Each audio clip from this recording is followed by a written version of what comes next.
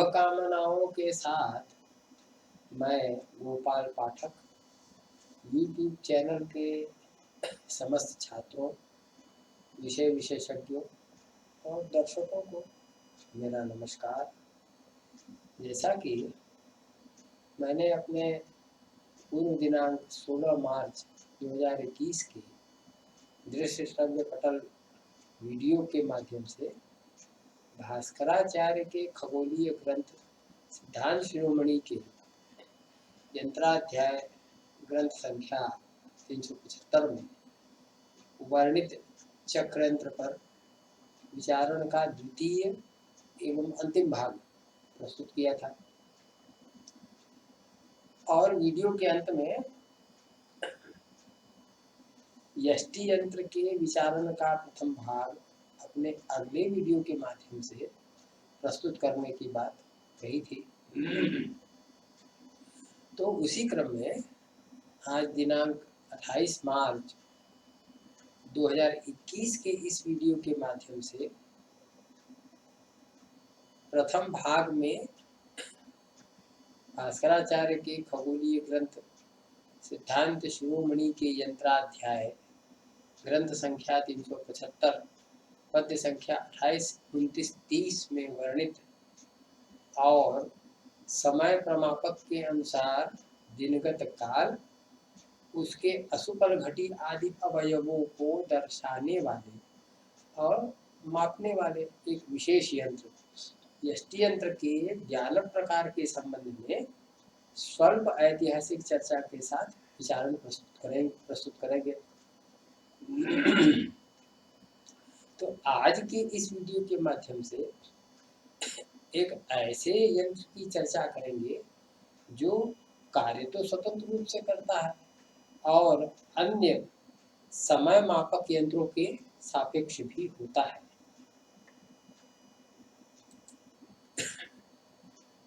इस यंत्र की एक स्वतंत्र सत्ता है जो सौर सिद्धांतों से संचालित होती है। चूंकि इस यंत्र का मूल संचालक और कालगणक पदार्थ यष्टि है, इस कारण से इसे यष्टि यंत्र कहा। और यही कालगणक यंत्र वेद यंत्रों के व्यवहार में यष्टि यंत्र के नाम से जाना जाता है और इसी नाम से ही प्रसिद्ध भी है। अब इसके उद्भव के संबंध में स्वल्प ऐतिहासिक चर्चा भी प्रसंगवशात कर लेते हैं। भारतीय खगोल शास्त्र के ग्रंथों में वर्णित यष्टि यंत्र, जिसे पाश्चात्य खगोलविदों के द्वारा क्रॉसस्टाफ या बैकस्टाफ के नाम से विकसित एवं निर्मित किया गया। इस यंत्र साधन के नाम की उत्पत्ति किस प्रकार हुई यह तो निश्चित नहीं है, परंतु कुछ लोग बाइबिल के पितामह याकूब का जिक्र करते हैं।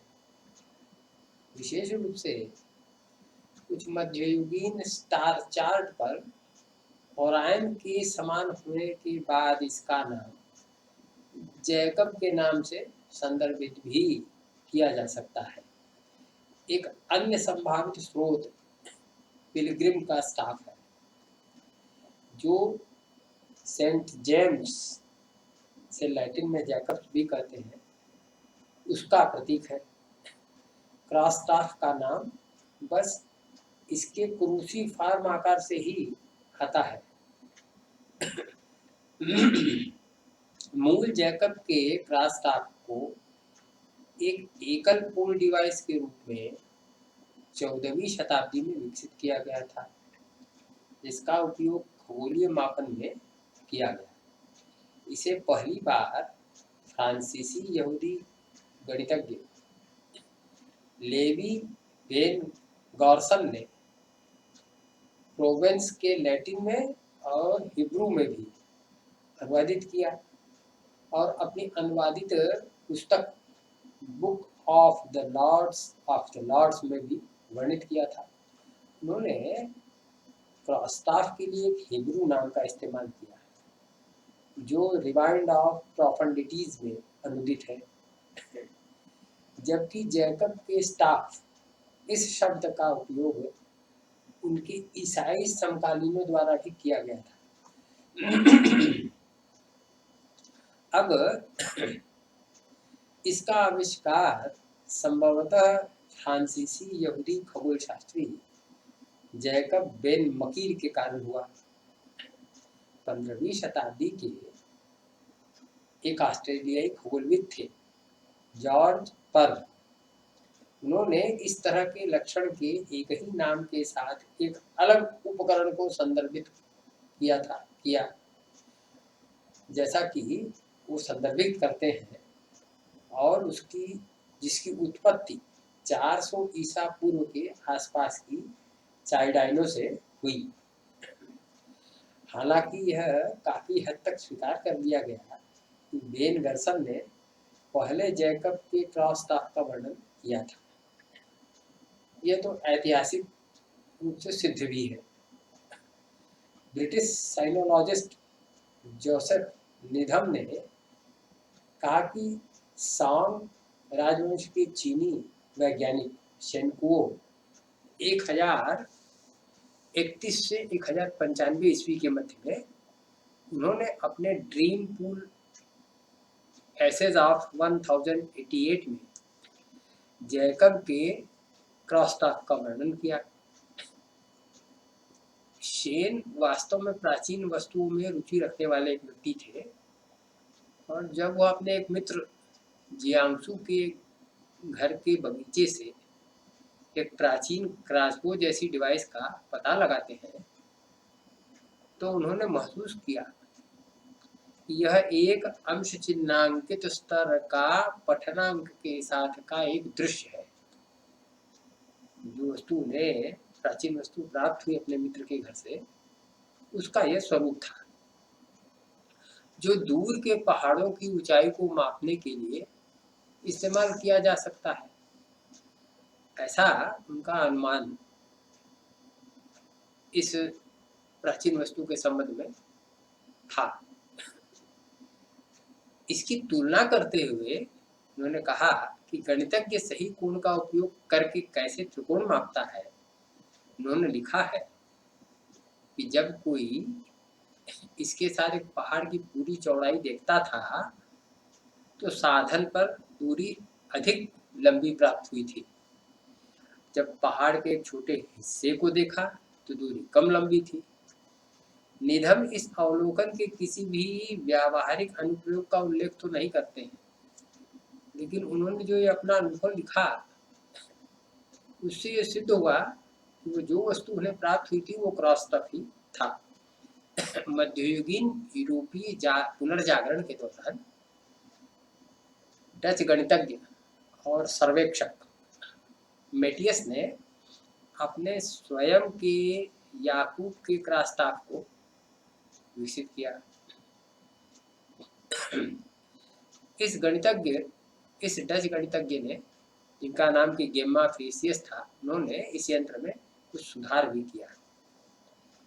15वीं शताब्दी में जर्मन गणितज्ञ जोहान्स मूलर ने इस उपकरण को जियोडेसिक और खगोलीय माप में लोकप्रिय बना दिया। इसके बाद यहूदी दार्शनिक और वैज्ञानिक लेवी वेन गर्सन द्वारा क्रॉसटॉक का वर्णन लगभग 1342 में किया गया था। मूल रूप से इसका उपयोग खगोलीय और सर्वेक्षण उद्देश्यों के लिए किया जाता है, और 16वीं शताब्दी में यह एक समुद्री नाविक उपकरण बन गया। इसके स्वरूप और आकार से क्रॉसटॉक को इसका नाम मिलता है, और यह क्रॉसटॉक 4 अलग अलग आकार के जंगम क्रॉस पीस के रूप में लगभग 3 फीट लंबे थे। ऊंचाई निर्धारित करने के लिए एक नाविक इसे अपनी आंख के पास रखते हुए माप लेता था। मूल संस्करण की इसके खोज की आयु तक समुद्र में उपयोग किए जाने की कोई सूचना नहीं प्राप्त होती है, परंतु इसका उपयोग जियाओ डे लिस्बोआ ने 1514 की अपनी समुद्री सुई पर अपने ग्रंथ में किया था। जोहान्स बर्नर ने बाद में सुझाव दिया कि क्रॉसस्टाफ का उपयोग समुद्र में किया जाए। 1514 ईस्वी में जोहान्स बर्नर ने यह सुझाव रखा था अंतरराष्ट्रीय रूप से कि इसका उपयोग समुद्री स्थितियों को मापने में किया जाए। और बाद में नेविगेशन में उपयोग के लिए उन्होंने बेहतर उपकरण पेश किए और भी लोगों के द्वारा पेश किए गए। जॉन डी ने 1550 के दशक में इसे इंग्लैंड में पेश किया। बेहतर संस्करणों में क्रॉसस्टाफ के बेहतर संस्करणों में राड को सीधे डिग्री में चिन्हांकित किया गया था, परंतु साधन के इस प्रकार को जैकब के स्टाफ को सही नहीं कहा जाता है, लेकिन यह एक क्रॉसस्टाफ ही था। अपने आकार प्रकार के कारण इसका नाम क्रॉसस्टाफ ही दिया गया। इसके उपरांत इसका एक और विकसित संस्करण बनाया गया जिसका नाम बैकस्टाफ था। बैकस्टाफ किसी भी उपकरण को दिया गया नाम है जो एक छाया के प्रक्षेपण द्वारा सूर्य की ऊंचाई को मापता है। ऐसा प्रतीत होता है कि पीछे की टिप्पणियों का उपयोग करके सूरज की ऊंचाई को मापने का विचार थॉमस हैरियट के साथ उत्पन्न हुआ। थॉमस हैरियट एक खगोलविद थे और उन्होंने यह विचार रखा। क्रॉसस्टाफ से कई प्रकार के उपकरण बाद में विकसित किए गए जिन्हें बैकस्टाफ के रूप में वर्गीकृत किया जा सकता है। नेविगेशन साधनों के इतिहास में केवल डेविस के चतुर्थांश की ही प्रमुखता है। डेविस का चतुर्थांश ही नेविगेशन में ज्यादा प्रमुख है। वास्तव में डेविस क्वाड्रेंट मूलतः बैकस्टाफ का ही एक पर्याय है। हालांकि डेविस इस तरह के उपकरण को डिजाइन करने के लिए न तो पहले व्यक्ति माने जाते हैं और न ही आखिरी। कैप्टन जॉन डेविस ने 1594 में बैकस्टाफ के एक संस्करण का आविष्कार किया। डेविस एक नाविक थे जो दिन के उपकरणों जैसे कि मैरिनर, एस्ट्रोलैब, क्वाड्रेंट और क्रॉसस्टाफ से काफी परिचित थे। उन्होंने प्रत्येक की अंतर्निहित कमियों को पहचाना और एक नया उपकरण बनाने का प्रयास किया जो उन समस्याओं को कम कर सके और सौर उन्नयन प्राप्त करने में आसानी और सटीकता को बढ़ा सके। तो इस प्रकार ये रहा यष्टि यंत्र के संदर्भ में पाश्चात्य एवं वैश्विक पटल पर स्वल्प ऐतिहासिक परिदृश्य। अब भारतीय पटल पर इस यंत्र के ऐतिहासिक परिदृश्य पर विचार कर लेते हैं। भारतीय खगोल शास्त्र सिद्धांत ज्योतिष में जितने भी वेद यंत्रों का वर्णन किया गया है उनमें से शंकु यंत्रों को छोड़कर अन्य किसी भी यंत्र के स्वरूपों के संबंध में, उनकी प्रायोगिकता के संबंध में किसी भी प्रकार का उल्लेख चौथी शताब्दी के पूर्व काल में देखने को नहीं मिलता है। जैसा कि शंकर बालकृष्ण दीक्षित के भारतीय ज्योतिष शास्त्राचा इतिहास नामक ग्रंथ को पढ़ने से, आद्योपांत अवलोकन करने से ये बात स्पष्ट हो जाती है। जो भी विचारण विवेचन प्राप्त होता है वह चौथी शताब्दी के बहुत बाद के काल से लगभग 5वीं शताब्दी में ब्रह्मगुप्ताचार्य के काल से प्राप्त होता है। यह यष्टि यंत्र का विस्तृत विवरण एवं उसके प्रयोग के संबंध में गणितीय मानानयन की विधि सर्वप्रथम आचार्य ब्रह्मगुप्त विरचित ब्रह्मस्फुट सिद्धांत में देखने को मिलती है। इसके उपरांत 6ठी शताब्दी में आचार्य लल्ल के शिष्य वृद्धि तंत्र में, तदुपरांत पद्मनाभ, श्रीधर, महावीर आदि आचार्यों ने अपने अपने सिद्धांत ग्रंथों में इस यंत्र की विवेचना की है। इसके बाद के काल में 9वीं शताब्दी में आर्यभट्ट द्वितीय के सिद्धांत ग्रंथ आर्य सिद्धांत में भी तथा 11वीं शताब्दी में, जो कि बहुत ही महत्वपूर्ण शताब्दी थी खगोल शास्त्र की दृष्टि से, उस शताब्दी में आचार्य भास्कर के सिद्धांत ग्रंथ सिद्धांत शिरोमणि में इस यंत्र का सविस्तृत विवरण प्राप्त होता है। इसके उपरांत 18वीं शताब्दी के अत्यंत महत्वपूर्ण खगोल गणितज्ञ सामंत चंद्रशेखर ने अपने सिद्धांत ग्रंथ सिद्धांत दर्पण में यष्टि यंत्र की विस्तार पूर्वक चर्चा की है। इसके संबंध में एक किंवदंती भी है कि ये नेकेड आई ऑब्जर्वर थे। इस प्रकार से तो ये रहा सिद्धांत ज्योतिष में वर्णित यष्टि यंत्र के संदर्भ में भारतीय पटल पर स्वल्प ऐतिहासिक परिदृश्य। अब यष्टि यंत्र में एक शब्द है यष्टि, इस पर विचार करते हैं ताकि इसके स्वरूप को समझने में सरलता और सुलभता हो सके। यष्टि शब्द का अर्थ होता है छड़ी।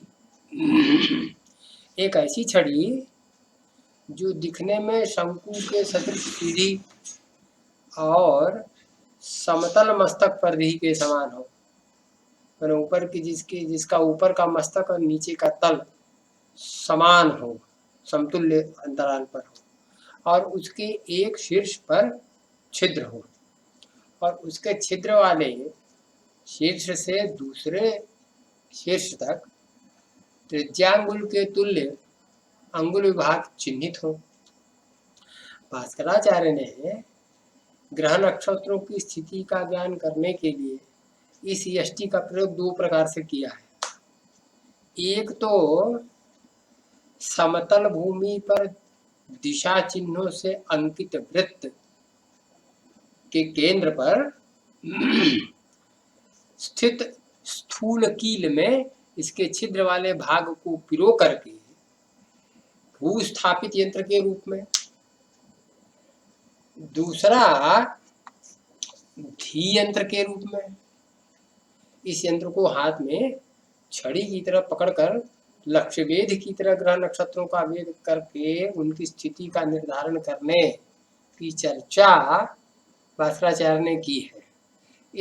इन दोनों में ये जो दोनों प्रकार है, एक तो हाथ में छड़ी की तरह लेकर, दूसरा भूस्थापित, तो इन दोनों में प्रथम प्रकार भूस्थापित यष्टि यंत्र का है। ऐसे ही एक यंत्र का वर्णन आचार्य भास्कर यंत्राध्याय के पद्य संख्या 28, 29, 30 के माध्यम से कर रहे हैं। इसका नाम है यष्टि यंत्र। इस यंत्र को समझने के लिए कुछ गोलीय विषयों को सामान्यतया जान लेना आवश्यक है। अतः यहाँ पर यंत्र विवेचना करने के पूर्व खगोलीय गोल के कुछ विशेष भागों पर चर्चा कर लेते हैं। इस यंत्र की संरचना में 2 प्रकार के वृत्तों को जल प्रवाह रहित समतल भूमि पर निर्मित करने को कहा गया है। जल प्रवाह रहित माने स्प्रेड लेवल में जो भूमि तैयार की गई। इन 2 वृत्तों में एक दिशा चिन्हों से अंकित क्षितिज वृत्त है और दूसरा 60 घटी एवं उसके अन्य सूक्ष्म अवयवों से अंकित अवरात्र वृत्त है। ये 2 प्रकार के वृत्त इसमें मूलतः निर्मित किए जाते हैं। कोई भी मानव प्राणी पृथ्वी के जिस स्थान पर खड़ा होता है वो उसका स्वस्थान होता है। इस स्वस्थान पर खड़े व्यक्ति के शिरोबिंदु के ठीक ठीक ऊपर की ओर आकाश में परिकल्पित बिंदु को खमध्य अथवा खस्वस्तिक कहा जाता है। अर्थात हमारे आपके सिर के ठीक ठीक ऊपर का आकाश का मध्यस्थान। इस खस्वस्तिक से 90 अंश के चाप प्रमाण से आकाश में पूर्व, आग्नेय, दक्षिण, नैऋत्य, पश्चिम, वायव्य, उत्तर, ईशान दिशाओं से होकर जाने वाले परिकल्पित वृत्त को भूकेंद्रिक क्षितिज वृत्त अथवा भूगर्भीय क्षितिज वृत्त कहा जाता है। माने जो हमारा खस्वस्तिक है वहां से 90 अंश की त्रिज्या से या 90 अंश के चाप के द्वारा जो परिकल्पित वृत्त होगा, निर्मित परिकल्पित वृत्त होगा आकाश में, है जो कि इन दिशाओं और विदिशाओं से होकर जाने वाला होगा, उसे हम भूकेंद्रिक क्षितिज वृत्त अथवा भूगर्भीय क्षितिज वृत्त कहते हैं। उस स्वस्थान से भूतल के समानांतर स्वयं के सामने की ओर दूर अंतराल पर, जहां पर आकाश और भूतल लगा हुआ प्रतीत होता है, वो वहां तक के दूरत्वमान के तुल्य त्रिज्या से, अथवा जहां तक हमारी दृष्टि जाती है स्वस्थान से खड़े होकर के, उस जहां तक उस दृष्टि स्थान तक, स्वस्थान से उस दृष्टि स्थान तक की जो दूरत्वमान है, उस दूरत्वमान के तुल्य त्रिज्या से परिकल्पित वृत्त को पार्थिव क्षितिज वृत्त कहते हैं। और इस पार्थिव क्षितिज वृत्त के अंतर्गत आने वाले भूभाग को भूपृष्ठ क्षितिज कहा जाता है।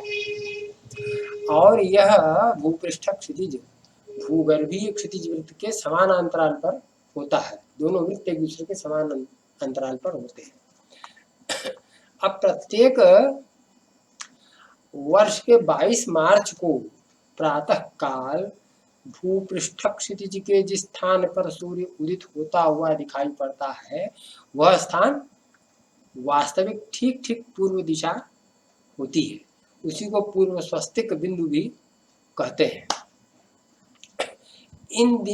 इस दिन के अतिरिक्त, यानी 22 मार्च के अतिरिक्त दिनों में, अन्य दिनों में सूर्य इस वास्तविक पूर्व दिशा से गोल एवं आयन क्रमानुसार दक्षिण अथवा उत्तर की ओर क्षितिज पर उदित होता हुआ दिखता है। इस वास्तविक पूर्व दिशा के ठीक विपरीत दिशा में 180 अंश के अंतराल पर वास्तविक पश्चिम दिशा होती है। आकाश में इस वास्तविक पूर्व एवं पश्चिम दिशाओं से और स्वखमध्य से होकर जाने वाले परिकल्पित वृत्त को पूर्वापरवृत्त अथवा स्वमंडल कहा जाता है। किसे कहा जाता है?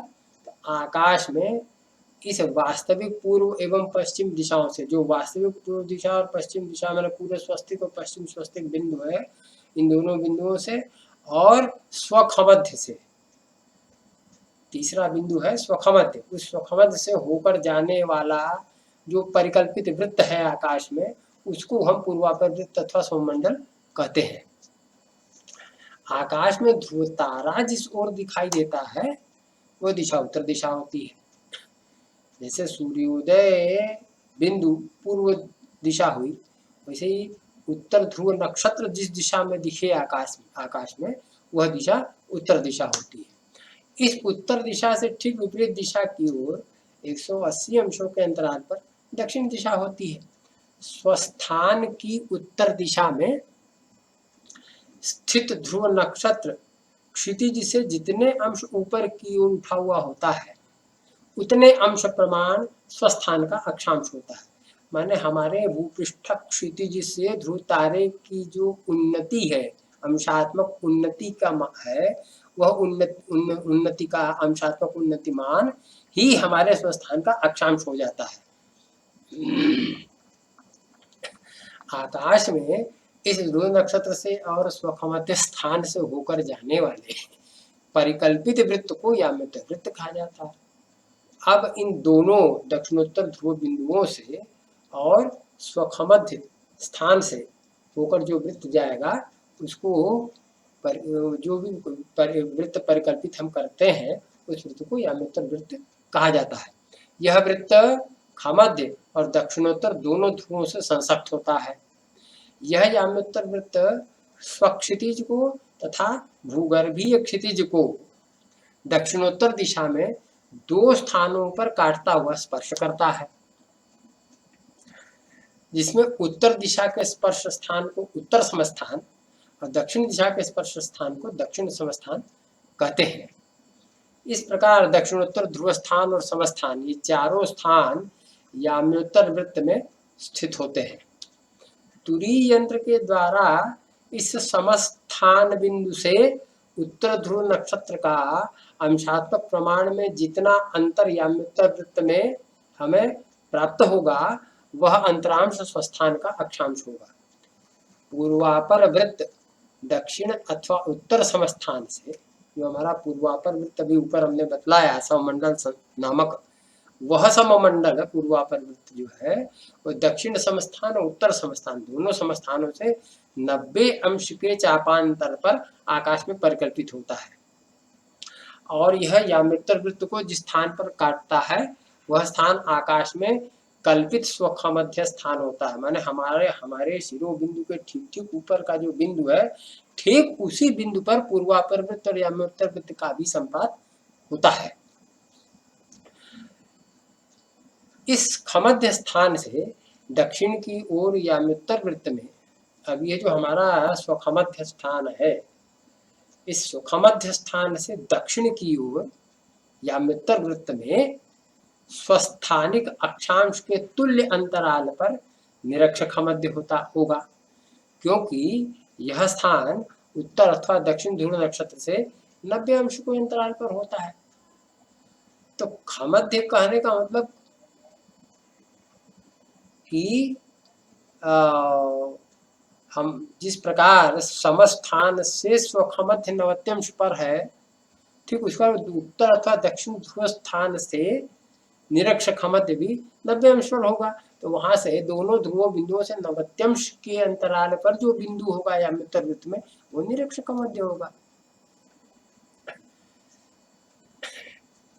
क्योंकि यह स्थान उत्तर अथवा दक्षिण ध्रुव नक्षत्रों से 90 अंश के अंतराल पर होता है।